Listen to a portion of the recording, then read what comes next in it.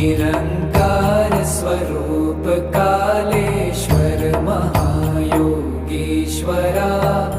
Dayanidhi दानीश्वर Jai Jatadhar भयंकरा।